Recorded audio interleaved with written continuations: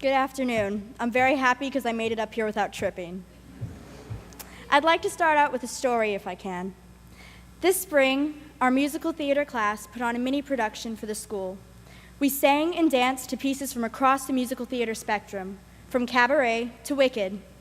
All the songs had one thing in common. They tied into our central theme, live, laugh, and love.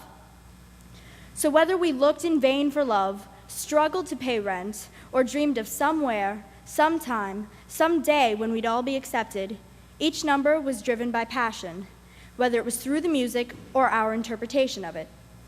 There was emotion in every beat, substance behind each word or phrase. What there wasn't, as Mrs. Holcomb once commented, was a chorus dressed in formal concert attire, standing on risers and just singing. There was loathing, excitement, hope, and plenty of humor.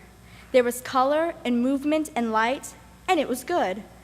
Both the upper and middle schools were pleasantly surprised at the show we put on, and for once, there was little whispering in our audience when we performed. So why can't we live life like a musical theater production? Too often, we find ourselves dressed in concert black, standing on risers and singing dead-faced to music that's all wrong for who we are. We get swept away in the mad dash to the top, scrabbling for another handhold and sacrificing ourselves in the process. And so we cry over SAT scores, grade grab incessantly, and hyperventilate before AP exams. But to what end and purpose? I'm not trying to downplay the importance of grades and scores in our development, only to shine light on what often gets lost among all the numbers. For example, we just finished AP exams about a week ago. To anyone in this room who thinks they did badly, I have a story that can and will beat yours. I'm sitting in my AP European History exam and get to the essay section, where I see a question on the Catholic Reformation from the 16th century. I know this, I think, and with a sly smile, imagining my impending 5, I hunker down and create a magnificent essay, beautifully written, with strong examples and a killer thesis. It's only later that I find out that what I thought was the Catholic Reformation isn't what historians and AP graders think is the Catholic Reformation. Yeah. So I find out pulling off that 5 on the exam is going to be much harder than I thought. As anyone who knows me can attest, I don't take kindly to getting a bad grade. I raged, cursing the exam, historians, the Reformation in general, and then sulked for a bit, wondering why I'd ever taken the class if it was only to fail in my moment of truth. And then I remembered Euro class with Mr. Staggers, and what a great class it had been, with an incredible teacher who was passionate about his subject, with interesting curriculum, and with classmates who always kept me laughing. And I remembered being a junior and being torn between taking either AP Euro or AP Biology, and that despite wanting to be a doctor, I had chosen Euro because I love history. Whether or not I do pull a 5 on that AP, I spent a year studying something that interested me, something that I loved, and no AP grade, not even a 2, can make me forget that. This is what I'm afraid gets lost in the numbers. We get so caught up in making that grade, passing the test, getting that edge, that we forget that we once chose our classes, our majors, our professions, because they interested us. Don't put off doing what you love with the promise that you'll pick it up again someday. Remember, there's no better time than the present.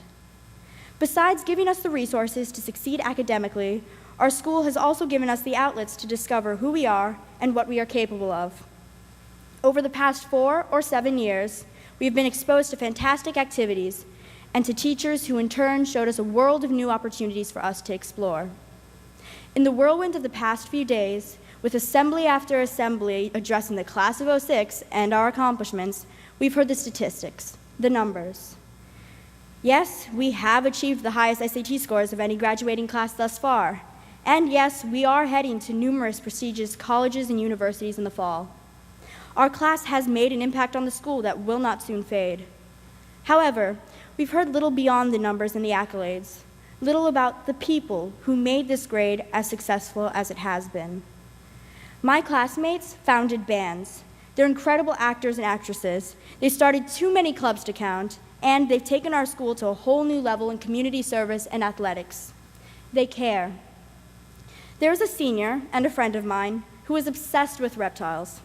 She has her own pet snake, which she loves as much as I love my chihuahuas, and is incredibly knowledgeable about snakes, snake care, and reptiles in general. I can't understand why she likes the scaly little monsters, but she's found her niche with Mr. Russian and the Reptile Club. My grade holds the founders of our school's chapter of the Gay Straight Alliance. Despite facing criticism from some parents and students last year, this past spring they went ahead and once again orchestrated optional student involvement in the annual Day of Silence. In one of the most controversial clubs on campus, they adhere to what they believe in. They have passion. And one of my closest friends is an actress. She's been in plays and musicals both in our school and community and will spend the next 4 years studying theater.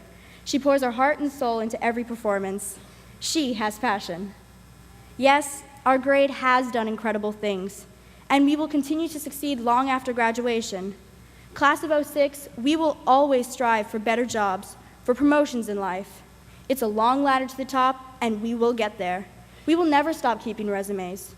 We may keep mental tallies of everything we've ever done to give back. Ambition is good. Ambition is necessary. We will stay one step ahead of the competition, always. All I ask is that every now and again, we stop and check in with ourselves. Are we wearing concert black? Are we standing on risers singing without emotion? Is what we do making us happy? What drives our actions? And do we care? We are a grade with character. We have personality and zest. Be colorful. Dance to your own beat every now and then. Do what you love to do and not always what you're expected to do. Live, laugh, and love. Be passionate, and even greater things will come. Thank you.